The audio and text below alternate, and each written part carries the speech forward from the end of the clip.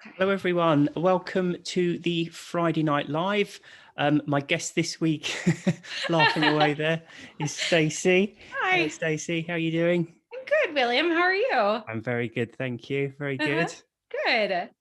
Not too So, tired with all of your commuting?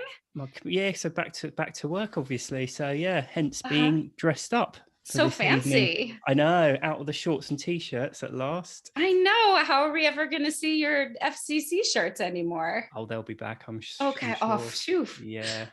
Well, it's good. So at the moment we're in 2 days a week. Uh-huh. But I think so. Most people pick days where other people are in, so they can get a bit more human contact. But I've gone the other way, and I'm I like picked 0% surprised by that information, to be honest with I you. picked the days where I got the office entirely to myself. So hence going in on a Friday because virtually no one goes in on a Friday.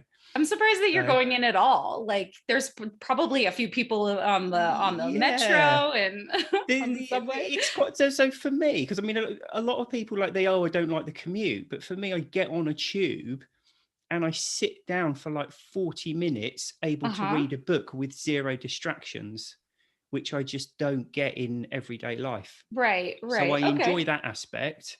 And then I'm sat at work drinking some different tea and looking out of a different window. I thought that sentence was going to finish very differently. I'm like, this is a sobriety like podcast. Yeah.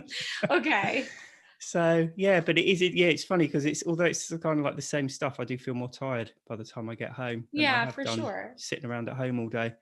Well, for me, when I Um, like lockdown, well, now you know that we're out of lockdown and stuff, any type of like social interaction just drains me a lot faster too. Like I'm very quickly overstimulated being around people and lights and sounds and smells. I don't know. I smell think smell of yeah, people it's France. Come exhausts on. you. I mean, all kinds of Well, smells. that's yeah. I mean, I remember hearing once that socializing takes effort and it exhausts us. Mm. And if you're quite introverted and shy, that happens quite quickly. But if you're really extroverted, it takes longer, but it does happen. Oh, it Everybody happens to needs extroverts some too? alone time. Yeah. Huh. I I think heard that's I what I heard that heard. I heard it's kind of like a sliding scale. There's no one that could just be around hundreds of people all day, every day. I heard that it was like different. It was more about what like social like people's energy does to you. Like introverts are drained by social interaction where extroverts like get energy from social situations. Oh, right. Because I find if I'm in the right company, I kind of enjoy it and get energized. But that Mm-hmm. doesn't mean it doesn't tire me out by the end And of you it. need 5 days to recover. Yeah, or more. Yeah. Yeah, absolutely. But anyway, Weeks. talking talking about lockdown. Mm-hmm. So your drinking culminated in lockdown, didn't it? Yeah. So So I tell think us your they story. oh, I'm already like going into it. Right at the end as well. You need to start at the Well, beginning. oh yeah, right. Okay. So the year was 2002. No, I mean, well, it probably was actually, but I started drinking when I think my first drink was at 13 actually here in France. I have some family that lives in Paris, and so I was invited to spend the summer holidays with them. And in France, it's like not a big deal to, give a cider or like cider here has a low I don't know about in the UK, cider's strong, right? It's either normal strength or really strong, like 9 or 10%. So you can get some Okay. like strong ciders or normal ciders, but we don't really get Weak weak. Yeah, ciders. because in the US, don't you call cider like apple juice? It can be Oh non-alcoholic. yeah, you can have apple cider. Yeah. Yeah, yeah. So anything that's like got a regular name, like lemonade or no chocolate milk, no, but like so lemonade or cider, if we put the word hard in front of it, that means it's alcoholic. So like a hard Right, okay. seltzer would be alcoholic seltzer. I Yeah. said hard chocolate milk. I had a friend in high school who mixed booze with chocolate milk and called it Joe's hard chocolate milk. Right. It was gross, Yeah, yeah. but Can high imagine. school. Yeah. So we were actually in Brittany, so and they're known for making cider, but cider here is weaker, can be weaker in alcohol content, like 2 or 3%. Hmm. So I would say that was probably my first drink while I was visiting them. But that was also a really big cultural difference, being out at a bar and being 13, 14 and being able to have an alcoholic A drink. Because in the drink. US, yeah, in the US, you have to be 21. Yeah, yeah. So that's interesting. So it's actually legal to drink under 18 in France, is it? In a bar? With adults, Oh, if right. I adults are didn't there. know Yeah. that. I didn't realize that. I thought that it was something they did at home, because here I think you can't consume alcohol unless in a pub unless you're 18. You can't have someone buy it for you. You can't give alcohol to someone in a pub, Okay, but like you to a can have it minor. at Yeah. home. So I kind of had always assumed that in France it was just something that was done at home, but no, you can go to a pub with your parent or a bar. Yeah. Well, like, Okay. so when I waited tables here for a year, and yeah, like if it was a mom and dad and like two teenage kids, and the kids ordered beer and the parents were fine with it, I couldn't say, I know, we didn't say anything. Okay. Mm, Interesting. Yeah. yeah. And then so that was the first, like the very first drink I had. And then like the first time I got really drunk, I was by myself. I must have been about 14. And I had a boyfriend who used to drink with his older brother, who used to brew his own beers.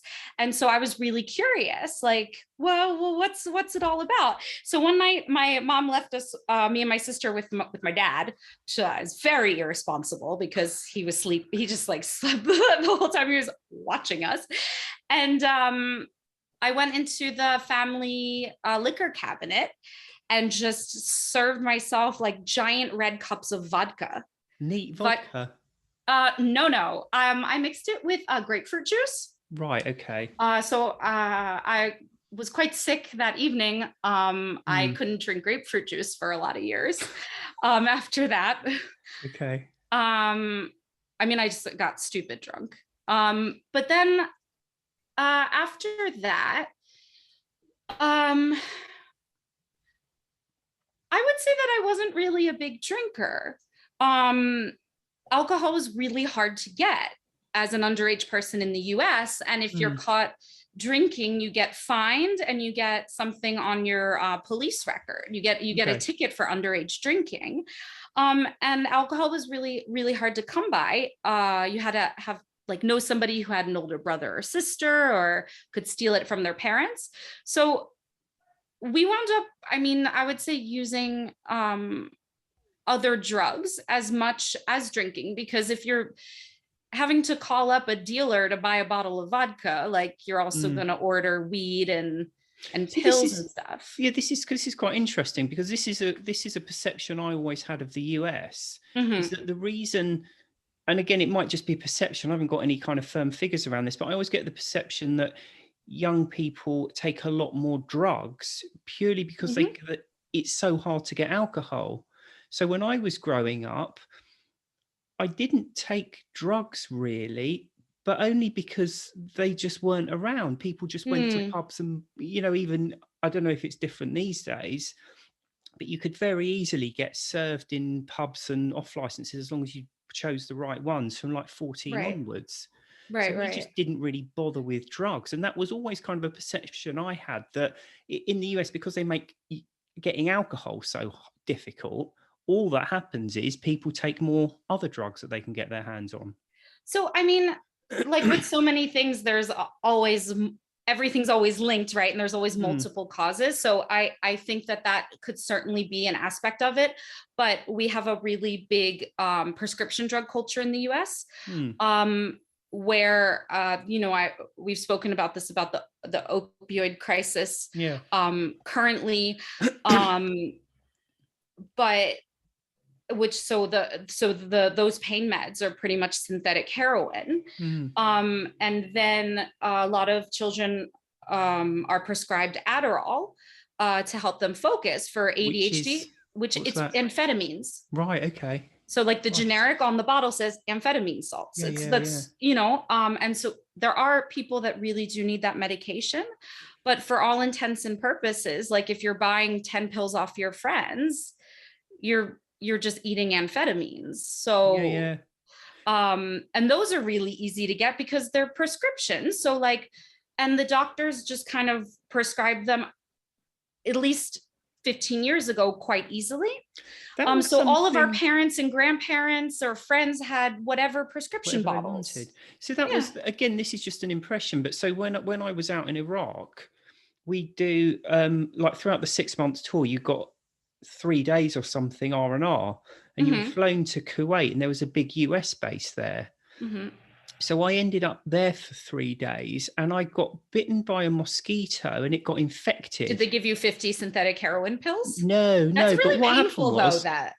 because it swelled up so much and it was starting to look bad, I went to the medic, and he said, you just need some antibiotics. And I was like, well, can you prescribe them for me? And he was like, just go to the PX and just buy them. So just go, and see, coming from English culture, if you want an antibiotic, you have to get prescribed it. You can't Yeah. just go and buy it. In the US too, though. So Oh, that's right. Well, when I was there, you just walked in and bought an antibiotic off the shelf in the pharmacy, or in the PX, in the military store. They so would you and just I seem to be don't have the unregulated. same age.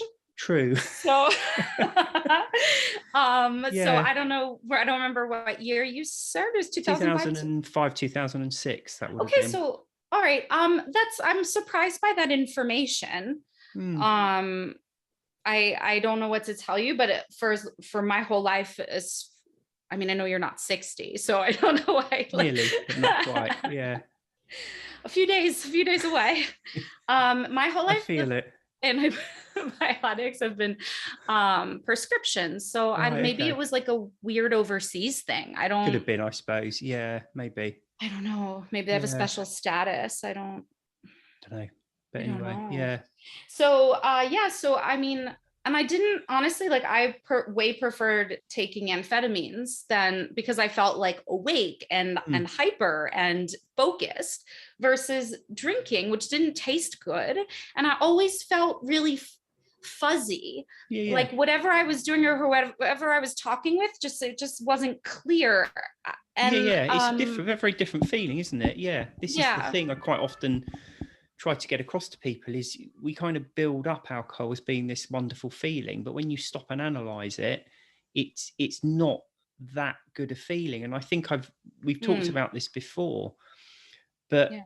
it was over here in the UK, there was I can't remember the details of it, but it was in Professor David's nut book about it was called Drugs Without the Hot Air. And there was this new drug came out, and it was used for people with, I can't remember what their problem was, but when they gave it to the people and then they were speaking to them afterwards, they said they didn't like how it made them feel. So it may have alleviated symptoms, but actually they didn't like the feeling. It didn't make them feel good. Now, Yeah. what was then happening, which is what always happens, people are getting hold of this drug and selling it on the black market, and people are taking it then. And when people were taking it illegally, they were saying it makes you feel really good. Now, it's exactly the same drug being taken in two completely different circumstances. One is you're sat at home and you're being told by your parents or your doctor or whatever, you have to take this. And the other one is you're out on the streets with your mates, you've got something, it's all very exciting and different. It's the same effect, but it's partly how you expect to feel, but all mixed in the circumstances, it feels good. You feel better. It's the same feeling. It's almost just making you feel slightly different. But because of the situation you take it in, you interpret it much more positively. That's in, but I also wonder to what extent somebody needing the medication would have a different experience with it. So going back to like the amphetamines, for me, it always sped me up and made me really hyper and talkative. But a very good friend of mine who was diagnosed with like severe ADHD, when we could always tell when he took his medicine, because he was like a zombie. Oh, right. Like Strange. it completely zonked him out. Yeah. And I think people that take Suboxone, for example, for opioid addictions, I think that helps them not crave the opioids. But I've tried this pill before, and it made me, first of all, it made me very ill, but also very high. So I don't know to what extent the brain chemistry has something to do with it as well. Yeah. I mean, what do you remember the name of the medication? No, I'd have to dig it out. I'd have to read that. Dig it out. Yeah, we'll have to reread that book. Quick pause, quickly. Yeah. And this segment is called William Porter Googles something. So, well, that continued anyway, mostly through high school. I also smoked cigarettes on and off. Not my junior year. I was on the swim team. So it's kind of hard to smoke and swim. But Probably junior and senior year was all right. And my freshman year in college was okay too, but I would say college is when I really started to drink a lot more and experiment with other drugs. But alcohol was just so easy to get. Even though I wasn't 21,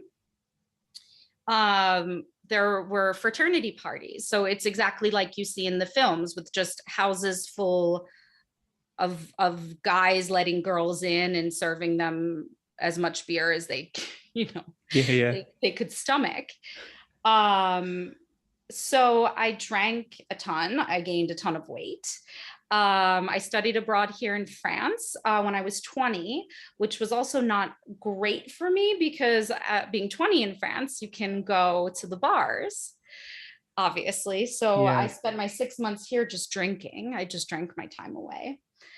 And then I finished college. I moved home. I was working for a doctor for a year, but I really didn't enjoy I didn't really enjoy what I was doing. So I decided to come to France for a year to kind of take a step back, figure out what I wanted to do with my life. You know, I finished college. I was $100,000 in debt. So kind of figuring out what's my next move. I don't know if I want to go back to school and accumulate more debt. So there was a lot of questions. So I came here and I met somebody pretty much right away in a nightclub. And so I decided to stay. And living here is what really, I would say, like extra sent my drinking out of control, which I think we'll probably circle back to in a little bit. But I often think about what you say about how kids just want to get like fucked up, and alcohol is the easiest thing to get a hold of, right? So like I think I was dealing with depression and homesickness and all those things, but like I don't know where to buy drugs here. I mean, I've been here for almost a decade. I still don't know. But like you can drink beer and wine at McDonald's. So that wound up being my drug of choice, that and cigarettes. And so everything kind of really came to a head in lockdown. So were you drinking daily at this point, were you, or most days? Yeah, almost daily. Okay. In the beginning, it was just the weekends, and then it started Thursday, Friday, and then it was like Wednesday, Thursday, Friday, Saturday, Yeah, as it does. And then and only after work, and my boyfriend too. You know, we'd go out drinking together, and I mean, I think we were really bad influences on each other because like one of us would, oh, let's go home. And the other one would say, oh, let's go get a drink. So then the other one would go. And then one drink turned into all the drinks. Yeah. As it does. Yeah. So, and then I started kind of crossing boundaries that I never thought I would cross. So my third or fourth year here, I was working part-time teaching English. I was going to school full time, and then I was working on the weekends part-time as a waitress. So I was working, I mean, it was a lot. And I had a burnout, and I went to see my doctor, and he prescribed antidepressants for me. And since this experience, I've heard other people talk about their experiences with certain antidepressants, and it can be an effect of them that you extra can't control yourself around alcohol. Oh, like right. it's Okay. not yeah. Didn't know that. So yeah. It's not like even just thinking about that second drink. It's like the Jiminy Cricket on your shoulder is just gone. Yeah. Okay. So so that being said, like I'd wake up in the morning and I'd be like, I'm just gonna have a drink in the morning, right? Like Saturday morning, I had to work the lunch shift at the restaurant or even the dinner shift, but then I would wind up drinking all day. And so I got fired while working. Well, so sometimes I would sneak beers like from the not the tap, what's that thing called? The pump. Yeah. I would sneak myself like small drinks when nobody was looking, but no, Mm. I would just be home alone all day drinking by myself. Okay. Yeah. Yeah. And I got fired from that job because I showed up to work completely wasted and just like kept dropping stuff. Dear me. Yeah. So I went back to my doctor and I was like, I need to, I'm having a problem. And he was like, okay, so like you're going back to Philadelphia in 3 weeks. Like, don't see if you can make it the 3 weeks without drinking. And if you can't, you need to come back and we need to have like a kind of like a different conversation because there's something that's going on. Well, I made it the 3 weeks because when I wasn't drinking, I was fine. Right. And like, if you're like, oh, it's only 21 days and you've got the countdown. Yeah. Yeah. So that can got kicked down the road a little bit. Mm. And then lockdown came and I didn't have to like be anywhere, right? Like we were all at home, so I would work from home, and then the second I turned my computer off, I would just like hit the boxed wine. Mm. And so it was every night, and then all weekend, like from like I would wake up, I'd get drunk, and then I'd pass out, and then wake up, and like in it, that would just go on nonstop for the whole weekend. Yeah. Yeah.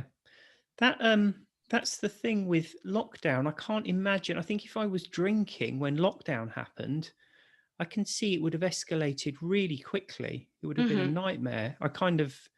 It's the worst thing in many ways, isn't it? Just being stuck at home, being able to drink as much as you like with no one really having any tabs on it and not having to be anywhere. Right. That's the thing, right? Like I didn't have to show up places and be presentable and be sober. Mm. And so that's like that got quickly out of hand. And I think it was probably about the right. Okay, so I was taking antidepressants again, but a different kind because I told the doctor like like this is what happened last time. So different doctor, so he put me on a different type. And sleeping pills, so I was mixing all of those things, so I was just blacking out, but like also retroactively, like I was blacking out even after just one drink. Oh right. And no sleeping pills, right? Like but I don't think I was blacked out. Is just later on, like the next day, I couldn't remember even the beginning of the night. It was like the alcohol was like erasing everything. And I had finally opened up to him about having an issue with drinking, and he put me on this medicine that's called Sinclair, which it sounds like it's the Sinclair Method based on what you talked about in the interview. Yeah. I guess, can you just like summarize what the Sinclair Method is for those who don't?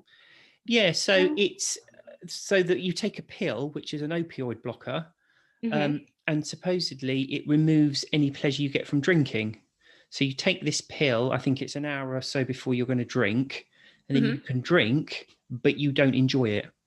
And the idea is you repeat this behavior over and over again and almost just unaddict yourself to alcohol.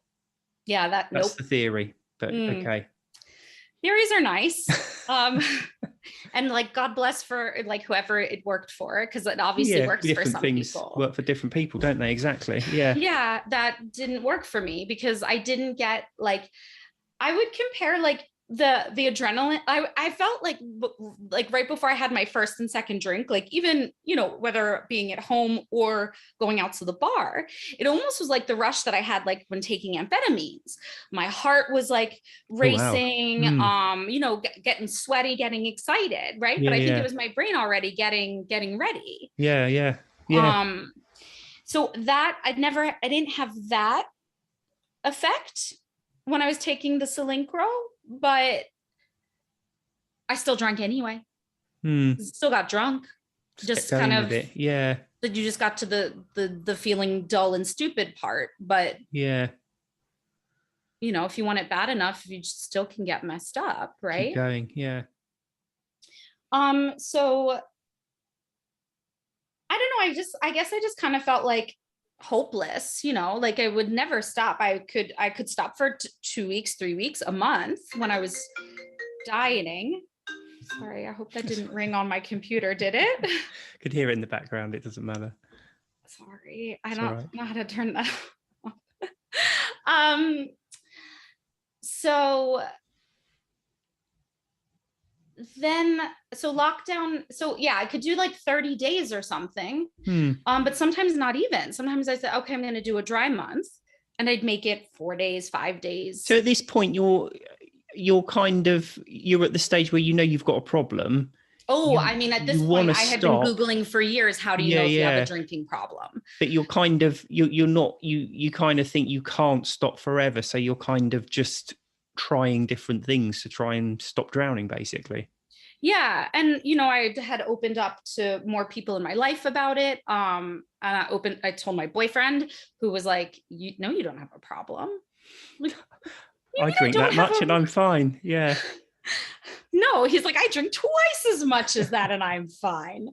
So and from a social perspective, it's really hard because everything here revolves around alcohol.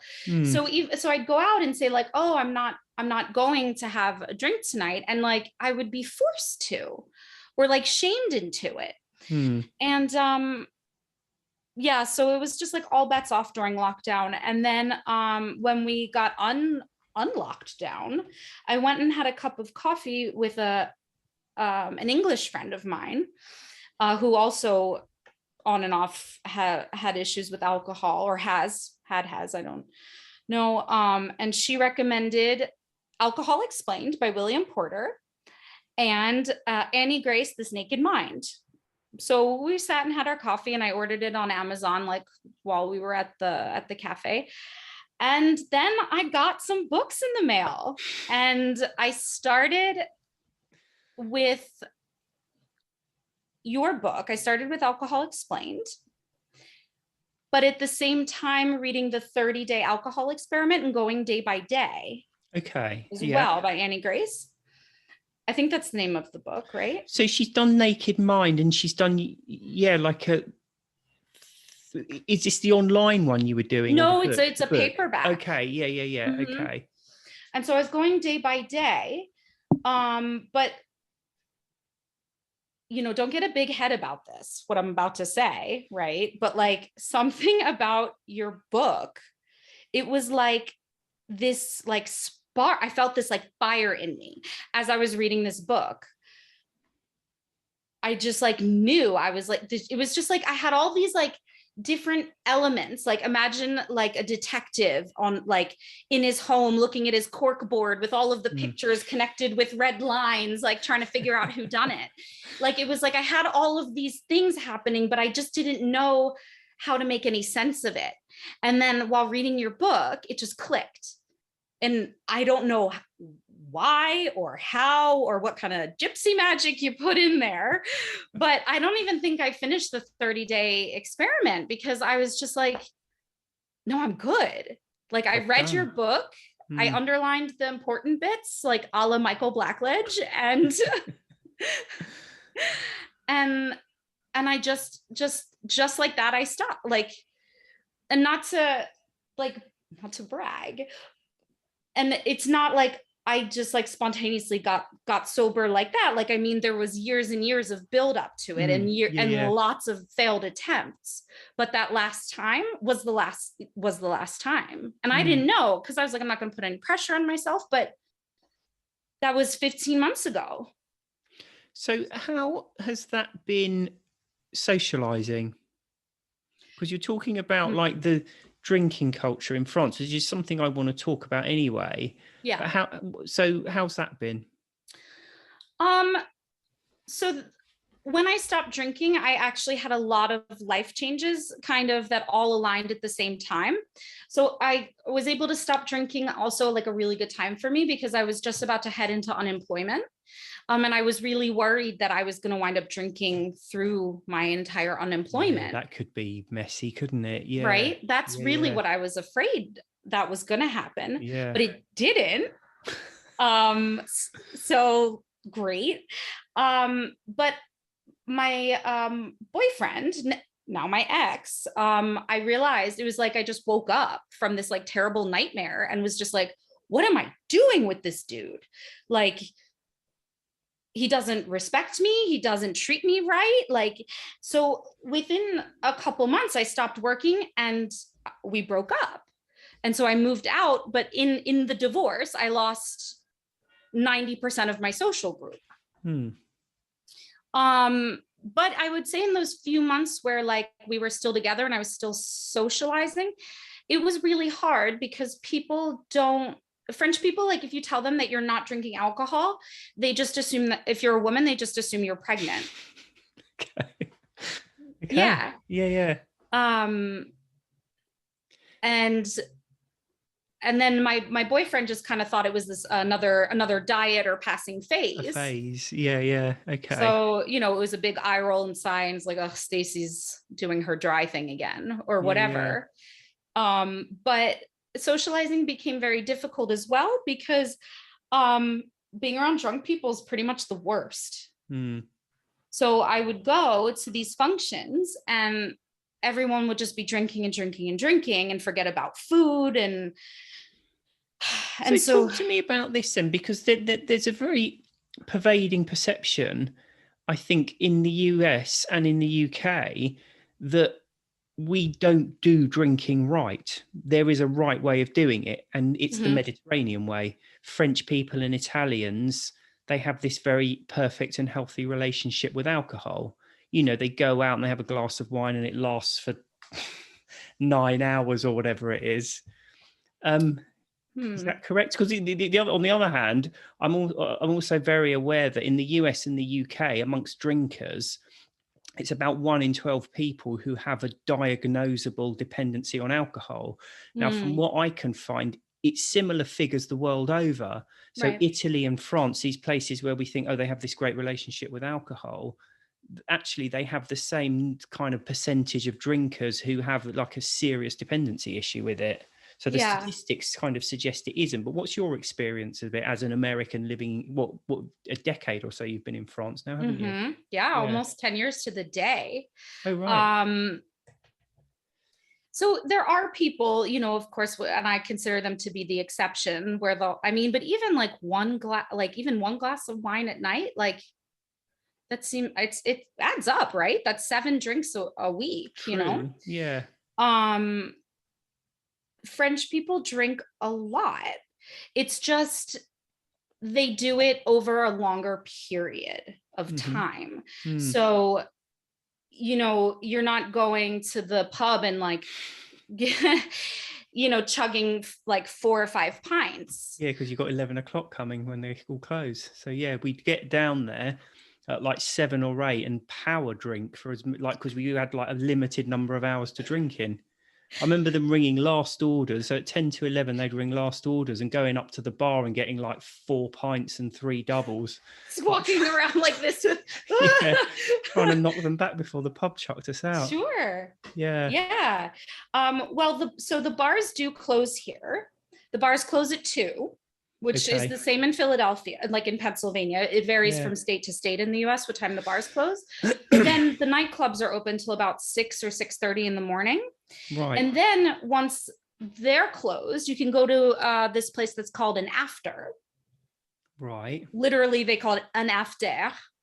Means nothing in English. And they open from like 5. But like why do they just call that though? Like, okay, so what happens? It opens at 5. Yeah, it opens at like 5 a.m. and it's just like a late nightclub, early morning nightclub. What time does it shut usually? Well, you don't stay until they shut because like by time 10 or 11 a.m. rolls around, the bars are open again. Oh, so it's like literally just open almost 24 hours and it just stays open. You just have to move where you're going, right? Okay. Sounds like Edinburgh.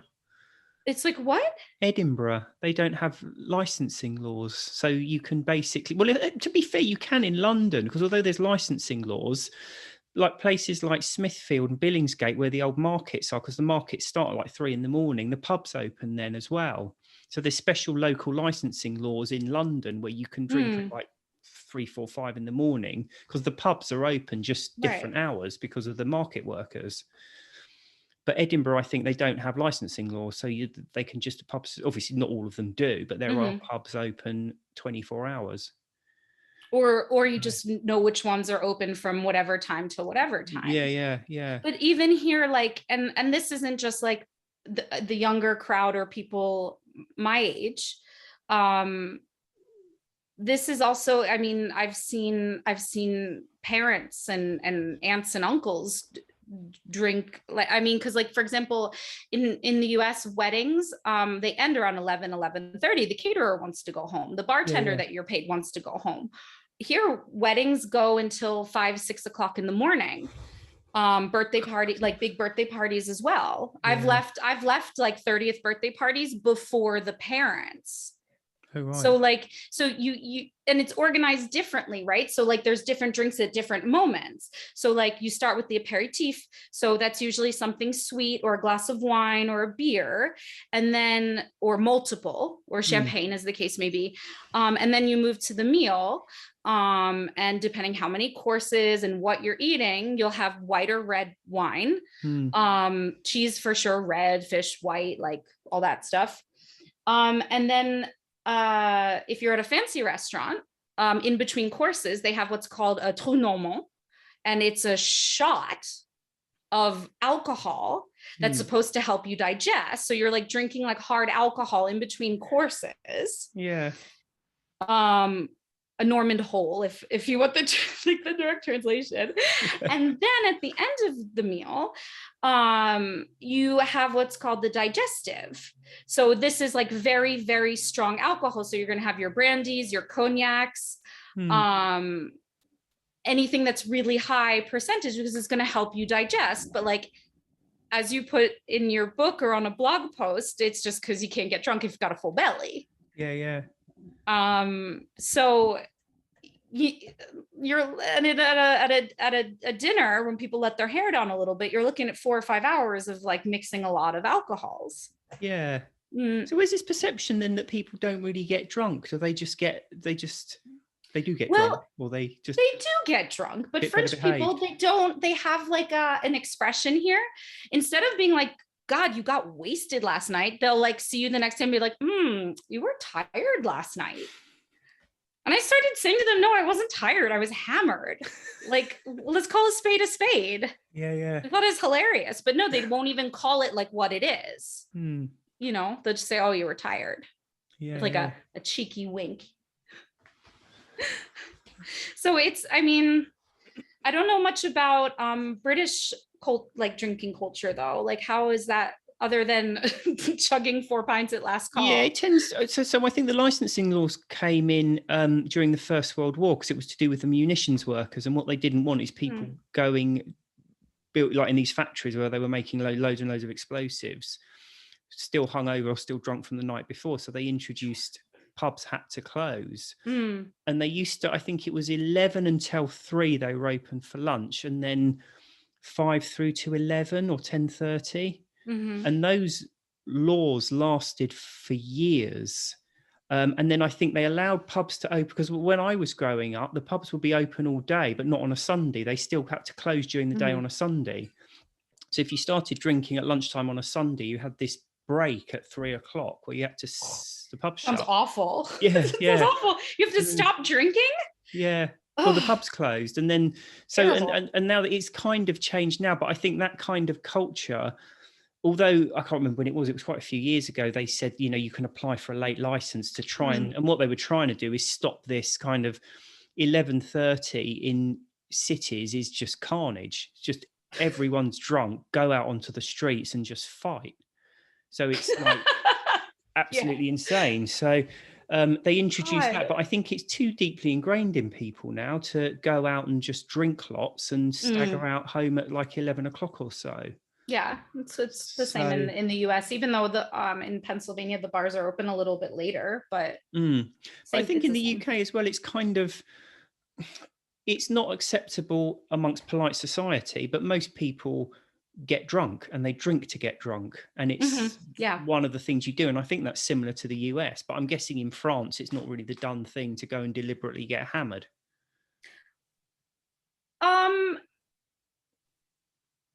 Like, it is though, and we do, or I did. Yeah, they still do, but my father-in-law used to get just completely wasted at Sunday lunch. So I don't really buy into that. I don't really buy into that. I think that they just think it's classier because of wine. Yeah. You know? Okay. But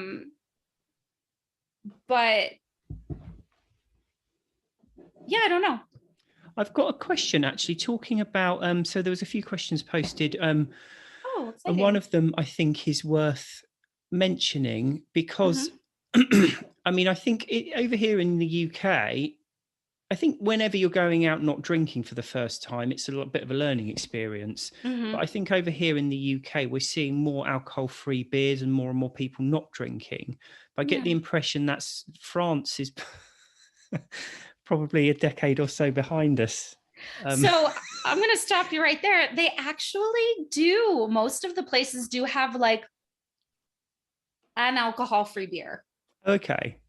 It varies the quality of what it is. Yeah. And surprisingly, a few weeks ago, I went to the South and I asked for an alcohol-free beer, and the waitress said, it's 0.5. Is that okay? Right. Okay. Like she didn't just kind of lump it in. So Yeah. that was like surprising to me. Yeah, that's quite good, isn't it? But anyway, this question, I have a work function coming up that's at a brewery. Any tips? There will be alcohol-free beer, but it's a can, not on tap. I'm new at this job and it's a small, tight-knit team, so a bit nervous. Just past 1 year alcohol-free, but still struggle with social drinking occasions. What's your take on that question? And talk us through how you found socializing when you first quit. Well, we have to stop and say, like, good job for 1 year. That's absolutely. great. Yeah. So my tip would be if this person like feels uncomfortable, just drink water, because then there's no issue of walking around with the can. Or just ask for a glass and pour it in the glass if you want to keep it a secret. A lot of places, when it comes in a bottle or a can anyway, will offer a glass. So I think if this person's trying to be discreet, that would be the way to do it. Your question about socializing is amazing sober. It's amazing. Like, and so I was saying before that I had missed, like I lost about 90% of the people that I was hanging out with when my ex and I broke up. But what I've found is that the people that I have left in my life are the people that I enjoy being with, like truly enjoy. And that goes for when they're sober or when they're drinking. Now they do get a little silly after a certain number of drinks, and I do go home because I don't feel like dancing in someone's living room. You know what I mean? Yeah. But socializing has really been like the way that you laugh, and just to like let yourself go and just go into that crazy laughter where you just can't stop.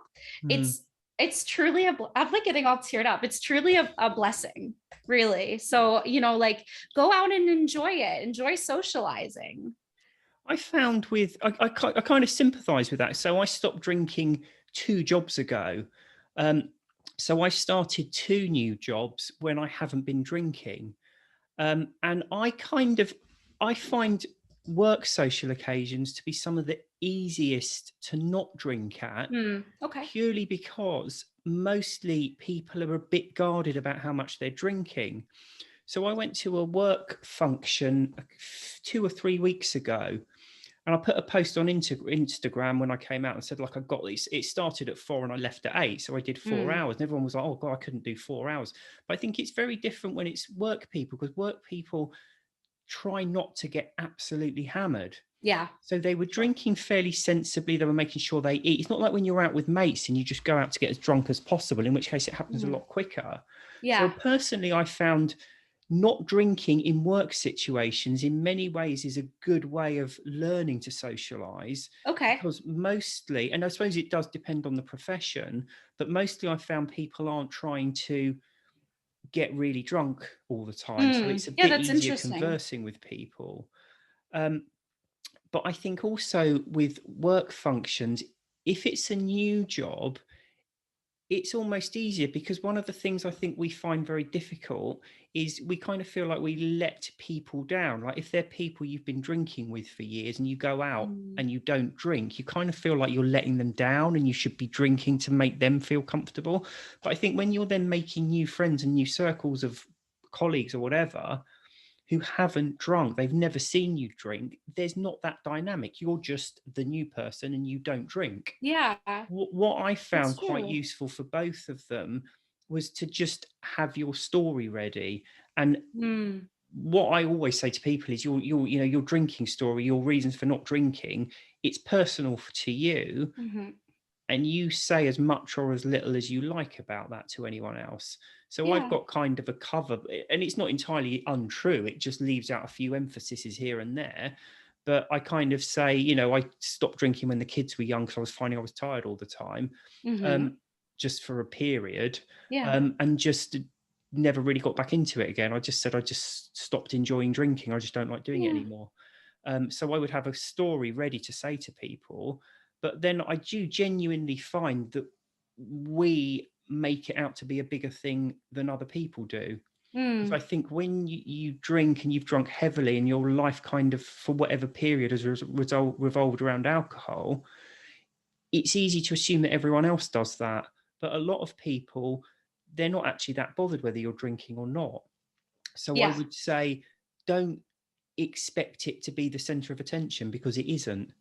And there's a Yeah. scene in, I think, one of the the Last Crusade, Indiana Jones and the Last Crusade, Hmm. where he's got to walk across this chasm and it's just this massive drop.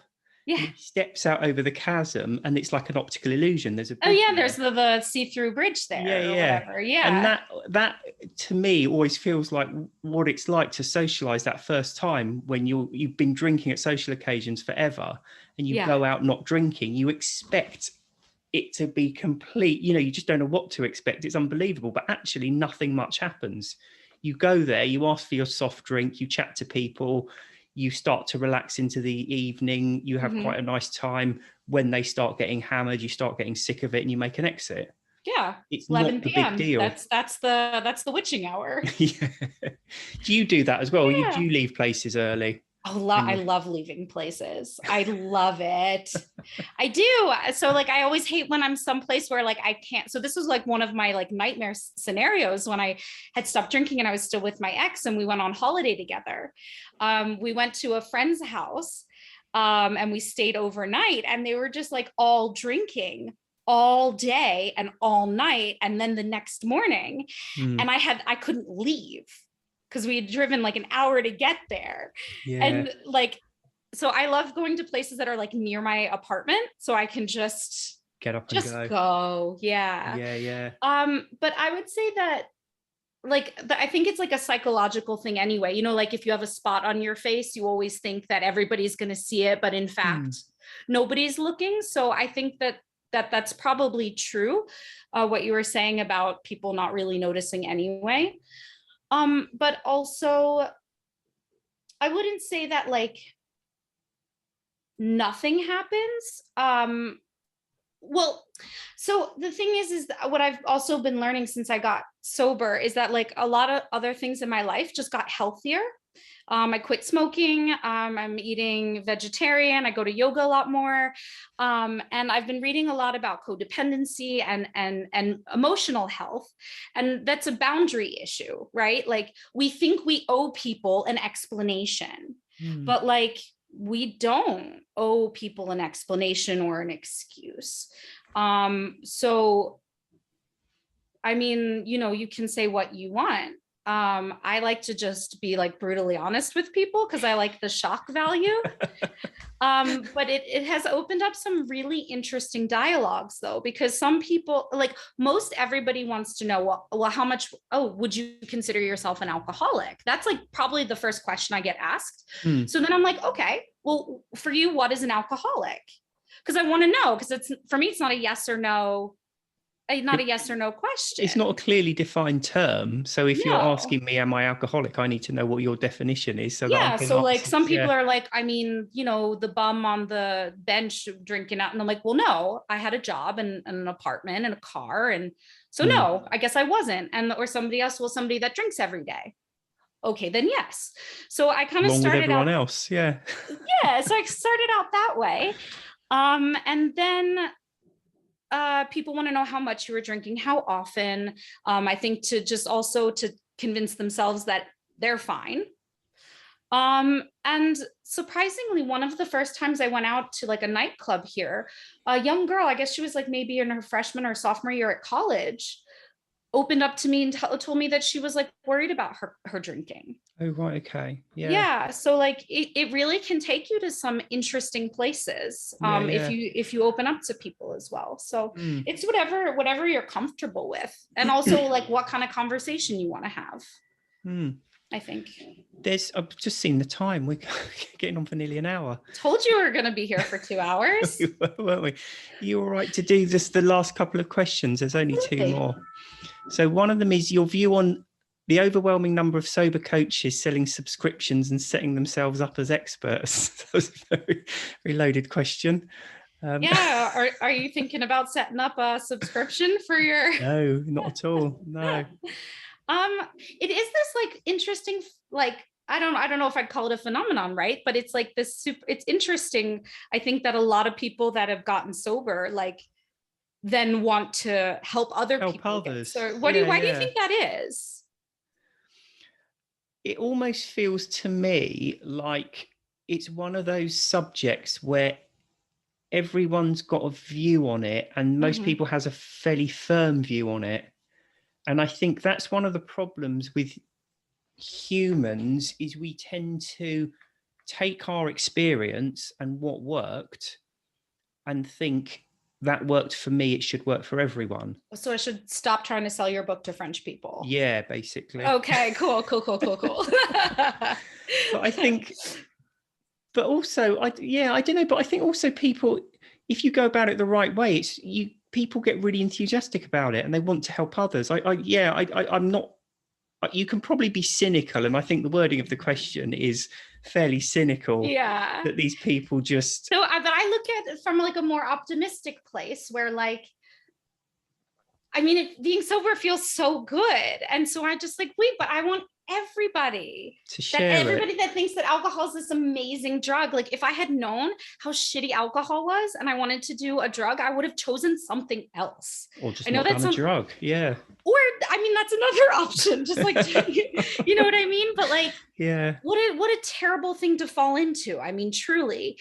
And then the way that it's portrayed in the media, and it's just like, it's just this hard thing to just crawl out of that hole.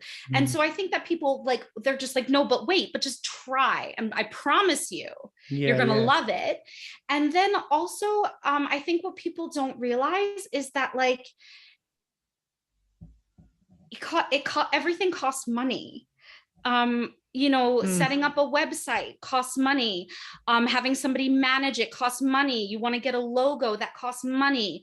You want to get a subscription so you can edit videos. That's another I have $50 a month. Like, so you accumulate these costs, and then it's time consuming for people that are really trying to do it right. And offer good quality stuff. Like they need trainings. And a lot of them have like, I'm in contact with a French American who lives in Paris. He's unemployed at the moment. And in the meantime has set up this coaching company, but he's got a team that he's got to pay them as well. And the taxes are quite high for employees here. So, I mean, there's a lot of stuff going on behind the scenes. I've been very lucky being unemployed and being able to work on the French stuff. But if that were my job, like I need to eat. So I don't know. I don't look at it from maybe such a cynical place. No, and I think so maybe more practical place. Obviously, there's the Alcohol Explained group, and I dip in and out of it. but I can't be in there all the time. No. And if people are going to set up bespoke groups for people, that costs money. You're right. And I Yeah. think the other thing that does kind of interest me is people. I mean, how much does alcohol drink cost? I mean, even if you're just drinking a couple of glasses of wine every night, Hmm. what's that, 20, 30 quid a week you're spending on booze? Oh, I mean, depends where you live. Here, I guess in where I live in France, it's about anywhere between 3.50 and €5 for a glass of wine. So I would always order the cheapest because, quantity over quality is my motto. Yeah. But So yeah, people are like about prepared to 10, spend a lot 10 of money bucks. on alcohol, but then they quibble over So yeah, like 70 a week small on. amounts of money on, Well, but not also like drinking. if you imagine like an alcohol coach and you're having one-to-one talks, like what would you pay a therapist? Yeah, What would you exactly. Yeah. pay a language teacher for an Mm, hour of their time? So or like a lot of the content that people are seeing, like that's hours and hours and hours of work and research, and I mm. mean there's a lot that goes into it. Yeah, yeah. So I don't know. I'm sure that there's charlatans out there, but I wouldn't balk the first time somebody like charged me for something. Just like, No, no. do your research, read your reviews, ask around. So reviews kind of make or break it. So, so people can advise other people. But I think we'll have to skip the last question. I'll have to roll that over to next week because we're nearly at an hour. So I'll probably have to call a halt. Thank you so much, Stacey. Where can people find you? well, I'm in the Alcohol Explained Facebook group. I'm also on Facebook. My name is Stacy Leshner. I also run the French Alcohol Explained called l'alcool explique. I have an Instagram with the same name, alcool explique. And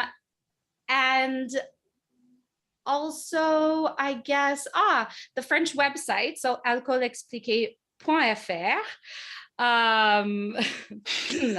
.fr. If you guys want, if you click on contact, William and I both get copied in the email. Fantastic. Or in Saint Etienne, France. But where can people find you, William? Are you working on anything new? Am I? No, not at the moment. No, I've got that okay. new book coming out, which you're probably looking at the back end of 2030 at the current rate. There we go. Yep. Good, just in time for your 100th birthday. Yeah, it will be. Yeah. Dear me. Yeah. Okay. But no, but for reals though, if people wanted to get in touch with you, how would they be able to do that? On Facebook, I guess, or the website. There's a contact form on the website, isn't there? But Okay, I think if people tag me on posts on the Facebook group, I generally get around to seeing them at some point. Okay. Not always, but mainly, I think. And just to kind of a general announcement, you were saying that some of your emails have been filtering to the trash folder. Oh yeah, it's Gmail. Some reason filter it through to like a junk folder, and I came across a load of emails people had sent me. Okay. So I was a bit late. So it's not that he hates you; it's just that you got spammed, filtered off somewhere. Yeah. All right. Well, I don't know about you, but I am pooped. Thanks for having me on. It was really nice to chat. Thank you very much. Take care. Bye. Bye.